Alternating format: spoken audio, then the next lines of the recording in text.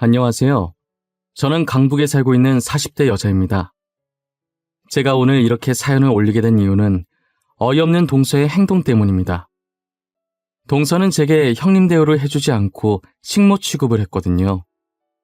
그렇다고 제가 동서에게 깍듯하게 형님 대우했으면 좋겠다고 바란 건 아니었어요. 그냥 사람 대 사람으로 어느 정도 예의가 있었으면 좋겠다고 생각한 게 다예요.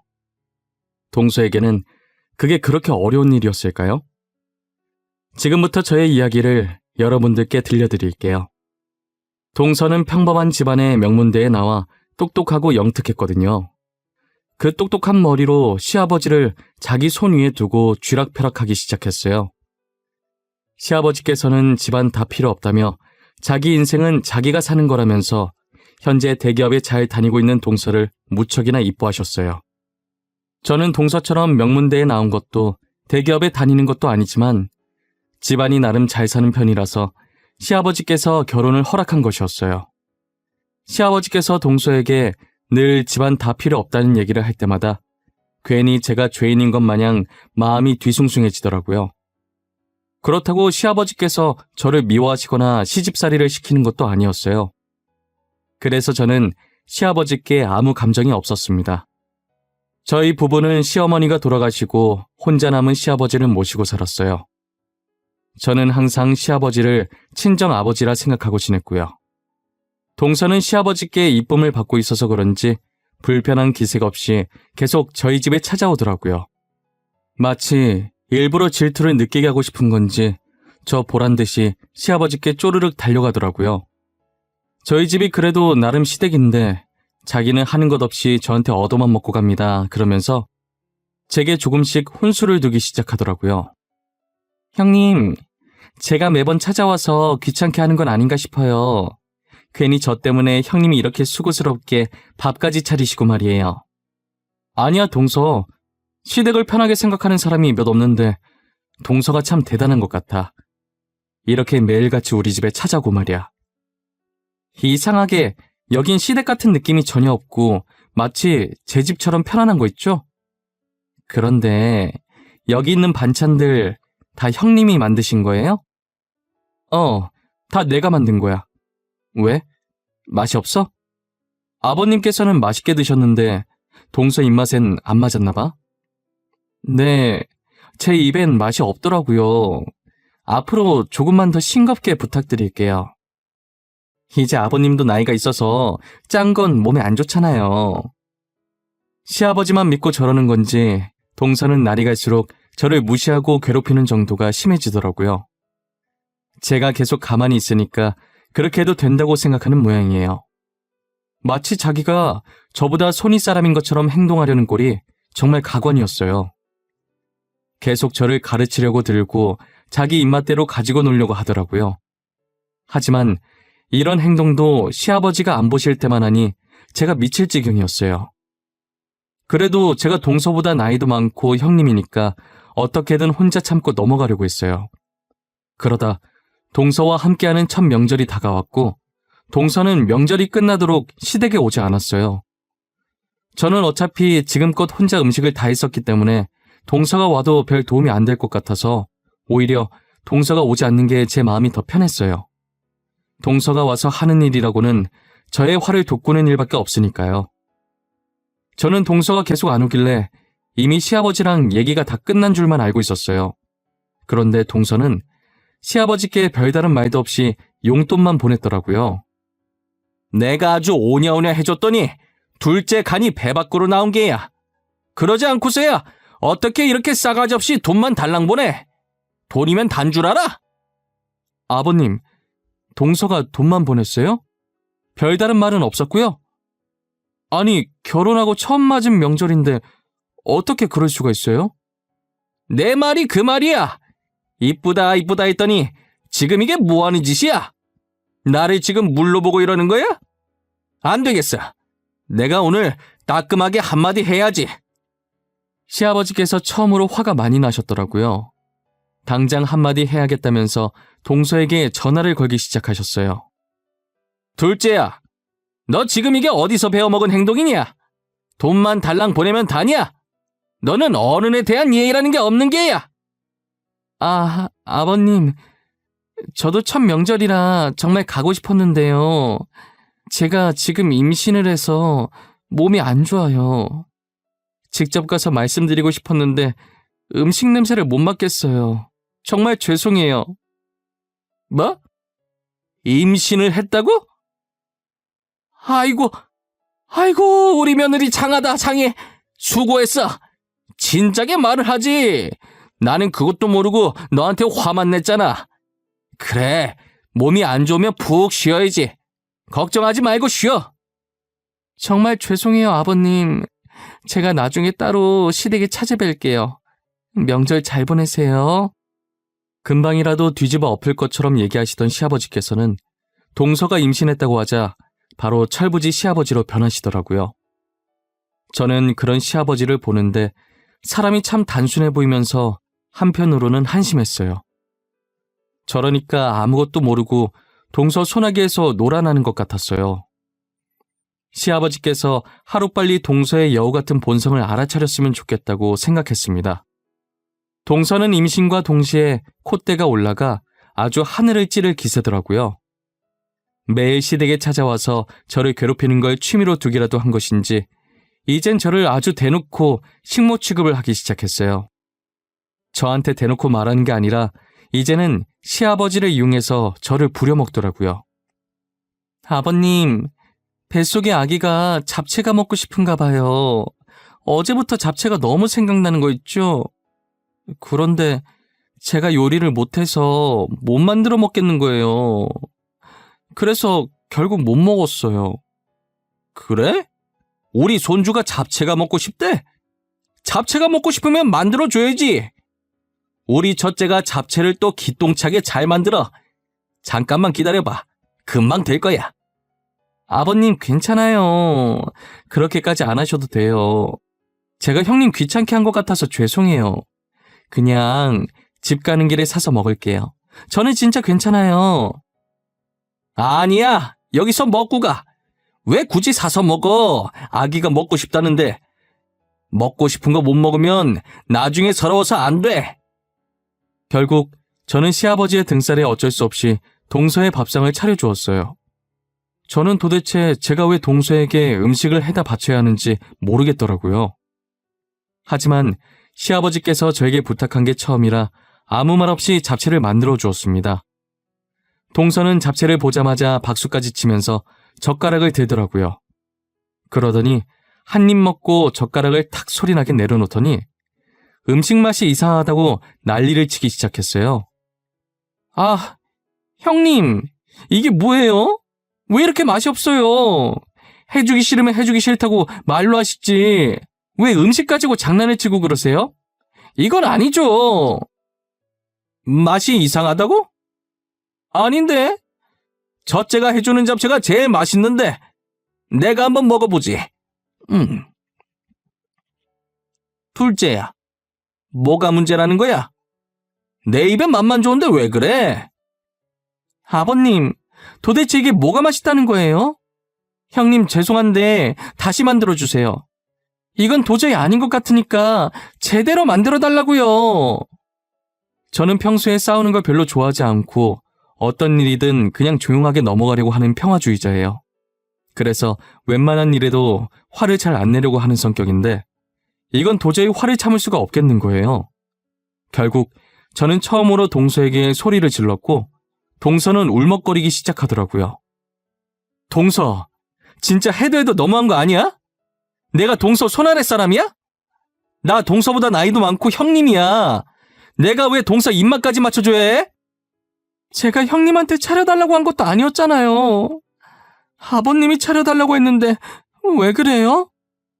형님이 음식 가지고 장난을 치니까 다시 해달라고 한 거죠. 제가 못할 말 했어요? 동서는 내가 계속 아무 말 안 하니까 만만하게 행동해도 된다고 생각한 거야? 좋은 게 좋은 거라고 그냥 넘어가려니까 갈수록 도가 너무 지나치네. 형님, 말 진짜 이상하게 하시네요. 제가 뭘 어쨌다고 그러세요? 제가 형님한테 뭘 어떻게 했길래 형님이 그냥 넘어갔는데요. 자, 다들 그만. 첫째야, 너가 윗사람이니 그냥 참아줘. 둘째가 지금 홀몸이 아니잖아. 둘째, 너도 지금 임신해서 많이 예민해진 것 같네. 첫째한테 그러는 거 아니야. 둘 다 여기서 그만해. 시아버지께서는 중간에 껴서 저와 동서를 말리기 바쁘셨어요. 동서는 시아버지께서 말리든 말든 끝까지 제게 달려들면서 씩씩거리더라고요. 똥이 무서워서 피하는 게 아니잖아요. 저는 그냥 똥 밟았다고 생각하고 동서를 무시했어요. 저는 상을 치우면서 동서 보고 지금은 얼굴을 보고 싶지 않으니까 집으로 돌아가라고 했어요. 동서는 안 그래도 지금 가려고 가방 들었다면서 쿵쾅거리면서 그대로 나가더라고요. 명문대 나와서 대기업 다니면 뭐하나요? 저렇게 하는 짓이 어린아이인데 말이에요. 저는 그렇게 시집살이 아닌 시집살이를 살고 있었어요. 솔직히 시아버지께서는 제게 시키시는 일이 없어서 같이 살기에 정말 괜찮았거든요. 동서만 없으면 제가 이런 고생을 안 해도 된단 말이에요. 제가 왜 동서에게 음식을 바치고 있는지 정말 알다가도 모르겠어요. 저는 언젠가 동서와 연을 끊겠다고 이를 아득바득 갈고 있었어요. 그러다 3달 후 시아버지의 행동이 조금 이상해지시더라고요. 평소에도 건망증이 살짝 있으셨지만 요즘 따라 유달리 심해지는 느낌이었어요. 저는 시아버지를 모시고 병원에 가봐야겠다는 생각이 들었어요. 남편은 중요한 프로젝트가 있어서 당분간은 회사를 뺄 수가 없어서 일단 저만 월차를 내고 시아버지를 모시고 병원에 갔습니다. 병원에 가서 검사를 받았는데 현재 치매 초기라는 진단을 받았어요. 의사는 그래도 시아버지 정도면 다행히 심한 편은 아니라고 하더라고요. 저는 시아버지를 요양원에 보내기는 좀 그래서 남편하고 의논한 뒤 제가 일을 그만두고 집에서 시아버지를 보살피기로 했어요. 남편은 늘 제 의견을 존중해주는 사람인지라 일을 그만두겠다고 해도 반대하지 않았어요. 오히려 제게 본인 아버지를 떠안게 한 것 같아 미안해했죠. 저는 시아버지께서 치매에 걸리셨다는 소식을 동서한테도 전했어요. 그랬더니 혹시나 자기들 보고 시아버지를 보살펴달라고 할까봐 그런 건지 저희 집을 제 집 드나들듯 자주 찾아오던 동서의 발길이 뚝 끊긴 거예요. 사람의 속이 어쩜 그리도 훤히 보이는지요. 동서도 그렇고 서방님도 그렇고 정말 꼴보기 싫어졌어요. 그런데 시아버지께서는 날이 갈수록 치매 증상이 심해지시더라고요.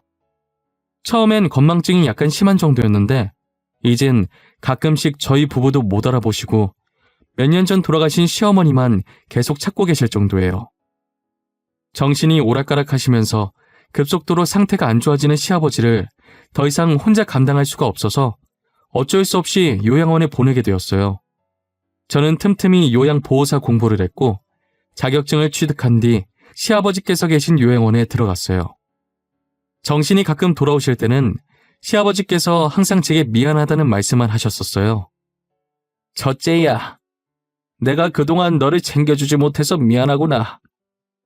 둘째만 이뻐해서 많이 서운했을 거 나도 안다. 그래도 나를 버리지 않고 보살펴줘서 고맙구나. 무슨 말씀이세요? 제가 왜 아버님을 버려요? 며느리도 딸이나 마찬가지인데 제가 모시는 건 당연한 거죠. 아버님께 서운한 거 전혀 없어요. 그동안 살면서 구박 한 번 안 하셨잖아요. 어쩜 이렇게 다를까? 확실히 첫째는 첫째구나. 늘 내가 너한테 많이 미안하고 고마워. 둘째는 어떻게 된 게 연락 한 통이 없는지.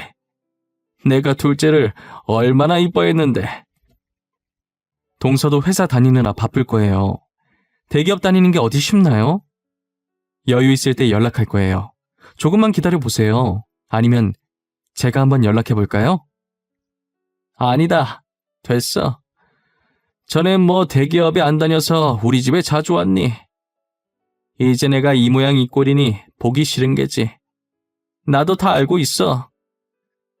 시아버지께서는 그렇게 아끼던 동서가 자신을 찾지 않자 실망감이 크신 것 같았어요. 정말 본인의 친자식들보다 더 친딸처럼 예뻐하셨었거든요. 동서를 그리워하는 시아버지를 보니 조금 안쓰럽기도 했어요. 제가 먼저 동서에게 연락을 해볼까도 했지만 시아버지께서 극구 말리시는 바람에 연락을 하지 못했어요. 요양원에 계시면서 시아버지께서 건강검진을 받게 되셨는데 검사 결과가 꽤나 심각했어요. 아버님 뇌에 커다란 종양이 발견됐다고 하더라고요. 저는 의사에게 지금 당장 수술할 수 없냐고 물었죠. 하지만 종양의 크기가 생각보다 커서 수술을 진행할 수가 없다고 말씀하시더라고요.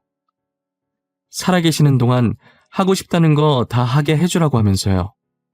살 날이 얼마 남지 않은 시아버지께서는 동서를 보고 싶어 하셨어요. 저는 그 말을 듣고 곧장 동서에게 전화를 했어요. 동서 난데 오랜만이네. 아버님께서 동서 많이 보고 싶어 하셔. 평소에 아버님이 동서 많이 아끼셨잖아. 찾아오기 그러면 전화라도 한번 해드리던가 해. 네, 알겠어요. 나중에 제가 알아서 할게요. 지금 조금 바빠가지고요. 시간 날 때 전화 드리던가 할게요. 그래, 꼭 전화 줘. 아버님이 계속 동서만 찾더라. 나중에 후회하지 말고 시간 내서라도 전화 드려줘. 부탁이야. 아, 알았다고요. 제가 알아서 하겠다니까요. 이만 바빠서 끊을게요. 동서는 대충 알겠다는 대답만 하고 바쁘다면서 제 전화를 먼저 끊더라고요. 그리고 한참을 안 오다가 2달 뒤에 갑자기 시아버지를 찾아와서는 펑펑 울기 시작하더라고요. 저는 동서가 억지로 연기하면서 눈물을 짜내는 게 눈에 보여서 꼴보기 싫더라고요. 정말 여기에 조금만 더 있었다가는 금방이라도 토할 것 같았어요. 그래서 동서가 나올 때까지 병실 밖으로 잠시 나가서 바로 앞 의자에 앉아 있었죠. 제가 병실에서 나온 지 1, 2분 정도 뒤에 동서의 울음이 뚝 끊기더라고요. 그러더니 시아버지께 이야기하는 소리가 들리더라고요.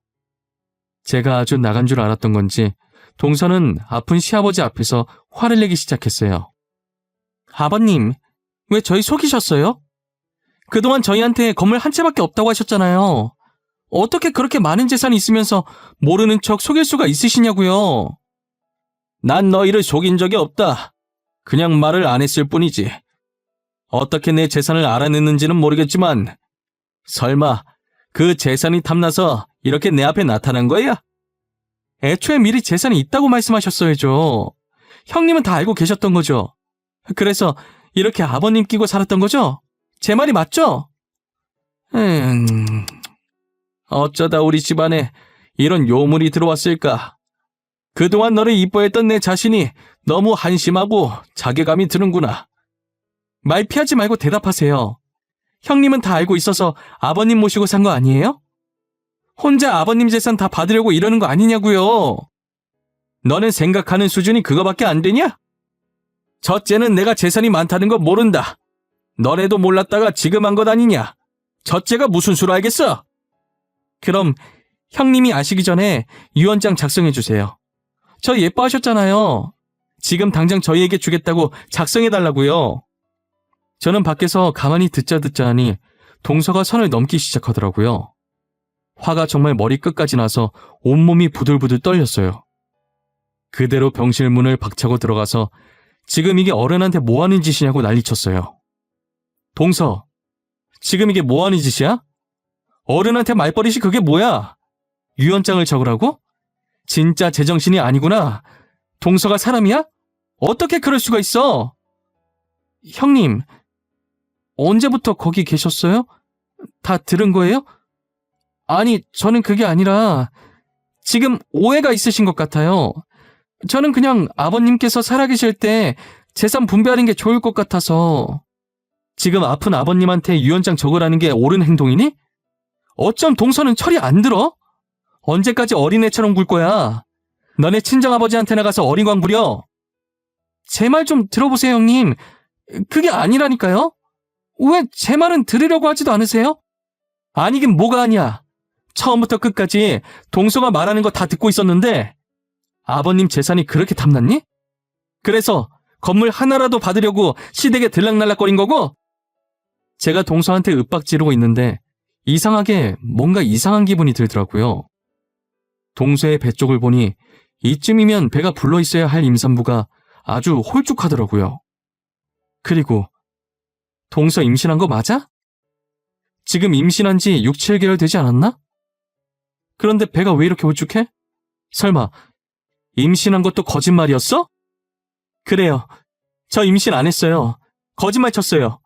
왜요? 거짓말하면 안 돼요? 명절에 시댁 식구들 다 모인 자리에 가기 싫어서 그랬어요. 그래서 제가 아버님께 용돈 보내드렸잖아요. 동서는 끝까지 이기적이고 자기밖에 모르는구나. 더 이상 동서랑 말 섞고 싶지도 않아. 당장 여기서 나가. 아버님 스트레스 주지 말고 나가라고. 그리고 다신 우리 앞에 나타나지 마. 저는 두 번 다시 동서 얼굴을 보고 싶지 않았어요. 시아버지께서는 동서가 떠난 뒤 지금 유언장을 작성해야겠다는 거예요. 그러더니 그 자리에서 변호사를 부르시고 공증을 받으셨어요. 유언장에는 자신의 재산 전부를 저희 부부에게 주겠다며 동선에는 단 한 푼도 줄 수 없다고 적으셨어요.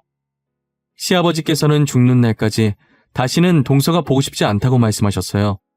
그리고 동서의 행동을 보고도 말리지 않는 서방님도 보고 싶지 않다고 하셨어요. 서방님은 이제껏 동서가 알아서 하겠다는 말만 듣고 어떻게 행동했는지는 모르고 있었어요. 아버님께서 따로 서방님께 연락을 해서 가타부타 하지 않으셔서 정말 알아서 잘 했겠거니 했대요. 저도 몰랐는데 동서 말대로 시아버지께서 가족들 몰래 재산을 많이 가지고 있었더라고요. 저희 모두 건물 한 채가 다인 줄 알았는데 부동산에 투자를 많이 하셔서 알부자셨어요. 동서는 처음에 건물 한 채를 자기가 독차지하겠다고 그렇게 시아버지 옆에서 여우짓을 한 것이었어요. 그런데 건물 하나 때문에 굳이 아픈 시아버지를 모시고 싶진 않아서 포기하고 연락을 끊은 것이에요. 그러다 엄청난 부동산 재벌이었다는 걸 알고 눈이 돌아간 거죠. 시아버지께서는 3개월 정도 살 수 있다고 했던 의사의 말과는 달리 저희와 6개월 정도 더 살다가 잠자듯 조용히 눈을 감으셨어요. 그렇게 시아버지의 모든 재산은 유언장에 적힌 대로 저희 부부가 가지게 되었습니다. 동서는 시아버지의 장례가 끝난 후 제게 찾아와 울면서 매달리더라고요. 형님, 제가 그땐 정말 죄송했어요. 많이 반성했어요.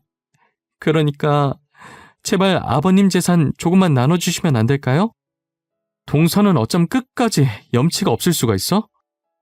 동서가 아버님한테 어떻게 했는지 기억 안 나? 그러면서 지금 뻔뻔하게 아버님 돈을 받겠다고 이러는 거야? 제가 몹쓸 짓 했던 거 다 알아요. 근데 저 진짜 반성 많이 했어요. 믿어주세요. 제발 사람 한 명 살리는 셈 치고 조금만 나눠주세요. 네? 형수님, 제가 집사람 많이 야단쳤어요. 저도 집사람이 아버님께 그렇게까지 했을 줄은 몰랐어요. 그래도 저는 아버지 아들인데 아무리 집사람이 잘못했어도 저한테는 얼마라도 줘야 하는 거 아니에요? 제가 봤을 땐 서방님이 제일 나빠요. 두 분이 왜 결혼했는지 잘 알겠네요. 사람은 끼리끼리 만난다더니 두 분 정말 잘 어울리세요. 평생 둘이서 오손도손 잘 사셨으면 좋겠어요. 저는 동서와 서방님께 어떤 독한 말을 해도 본이 풀리지 않았어요. 저희 남편도 마찬가지였는지 두 사람에게 소금을 뿌리면서 양심이 있으면 다시는 우리 앞에 나타나지 말라고 소리 질렀어요. 소금을 맞은 동선에는 꽁지 빠지게 도망가더라고요. 역시 만만한 게 저였는지 그 뒤로도 동서와 서방님이 제게 전화해서 질척거리더라고요. 저는 참다 번호를 바꾸고 혹여나 집에 찾아올까봐 이사도 했습니다. 저에게 연락할 길이 없자 이제는 남편한테 전화해서 제욕을 했더라고요. 남편도 화가 나서 적당히 하라고 소리 지르고 번호를 바꿨다고 했어요. 제가 봤을 땐 저 두 사람은 영원히 철이 들지 않을 것 같습니다. 그리고 자신들이 무엇을 잘못한 건지도 모를 것 같아요. 살면서 아버님께 했던 행동들 뼈저리게 뉘우치며 살았으면 좋겠어요. 제 사연을 들어주신 모든 분들 따뜻한 겨울 보내시고 행복한 시간 많이 보내시길 바랍니다. 감사합니다.